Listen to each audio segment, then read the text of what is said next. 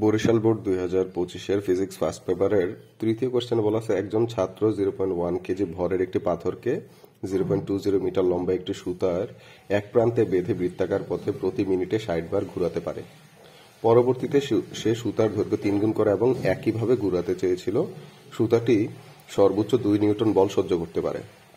3 নম্বরে বলা আছে পাথর বস্তুর ঘূর্ণন গতিশক্তি নির্ণয় করো। তো 3 নম্বর কোশ্চেনে আমরা যদি দেখি ঘূর্ণন গতিশক্তি, তো এই জিনিসটা তো আমাদের বুঝতে হবে যে ঘূর্ণন গতিশক্তিকে আমরা কি দিয়ে প্রকাশ করি? ইকে ইজ ইকুয়াল টু কত আমরা লিখতে পারি হাফ আই ওমেগা স্কোয়ার। তো এখানে আগে আমাদের কি বের করতে হবে? আই বের করতে হবে। এবং আমরা জানি যে বৃত্তাকার পথে ঘোরানোর জন্য বৃত্তাকার পথ, সুতরাং আই ইজ ইকুয়াল টু কত হবে? আই ইজ ইকুয়াল টু লিখতে পারি আমরা M R square divided by 2। এখানে এম এর মান দেওয়া আছে কত? 0.10 কেজি, আর এর মান দেওয়া আছে কত? 0.20। তাহলে আমরা লিখতে পারি 0.1 ইন্টু 0.2 স্কোয়ার ডিভাইডেড বাই 2। এটা দিয়ে আমরা আই এর মান পেয়ে যাব। একবার আমরা আই এর মান পেয়ে গেলে ওমেগার মান এখানে কত বলা আছে? ওমেগা ইজ ইকুয়াল টু বলা আছে মিনিটে 60 বার ঘুরাতে পারে। তাহলে আমরা বলতে পারি 60 আরপিএম, এটা বলা আছে আমাদের ওমেগার মান। তাহলে 60 ডিভাইডেড এটা আরপিএম কে আমরা যদি রেডিয়ান পার সেকেন্ডে নিই তাহলে কত হবে? 2 pi by 60 radian per second. এই 60 এবং 60 কাটা, তাহলে আমরা পাচ্ছি 2 পাই রেডিয়ান পার সেকেন্ড। সুতরাং আমরা ওমেগার মান পেয়ে গেছি এবং এখান থেকে আই এর মান পেয়ে গেছি। এই দুইটা মান যদি আমরা এখানে বসাই দিই, E K is equal to half I omega square, তাহলে এখান থেকে আমরা কি পেয়ে যাব? ঘূর্ণন গতিশক্তি পেয়ে যাব।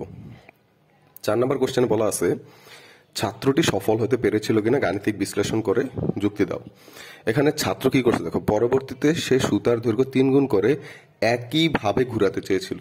তার মানে সে তার যে R1 ছিল 0.20 মিটার, এটাকে R2 তে সে 3 গুণ করছে। তাহলে 3R1 পর আমরা কি লিখতে পারি 3 ইন্টু 0.20 or 0.60 মিটার এইরকম ব্যাসার্ধে সে পরিণত করতে চাইছে।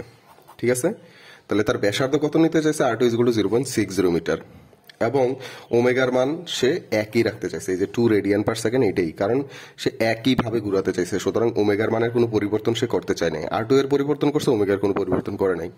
তাহলে আর এর মান এবং ওমেগার মান জানলে আমরা কেন্দ্র বিমুখী বল F C is equal to কত বলতে পারি?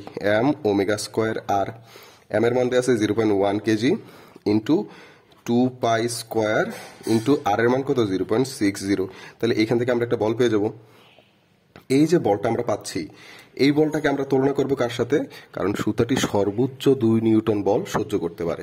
তাহলে আমরা যদি বলি যে সর্বোচ্চ বল F maximum is equal to 2 newton, তাহলে এই যে বল পাবো নিউটনে, এই নিউটনকে আমরা 2 নিউটনের সাথে তুলনা করব। যদি দেখি কেন্দ্র বিমুখী বলের মান 2 নিউটনের চাইতে বেশি, সুতরাং সে সফল হতে পারবে না। যদি দেখি 2 নিউটন সমান, তাহলে যদি কেন্দ্র বিমুখী বলের মান এফ ম্যাক্সিমামের সমান হয় অথবা কেন্দ্র বিমুখী বলের মান এফ ম্যাক্সিমাম থেকে ছোট হয়, তাহলে সে সফল হবে। কিন্তু যদি কেন্দ্র বিমুখী বলের মানটা কি হয়? এফ ম্যাক্সিমামের চাইতে বড় হয়, তখন সে কি হবে না? সফল হবে না। তাহলে আমরা হলো যে এই দুইটা তুলনা করে বলতে পারবো যে সে সফল হবে কি হবে না।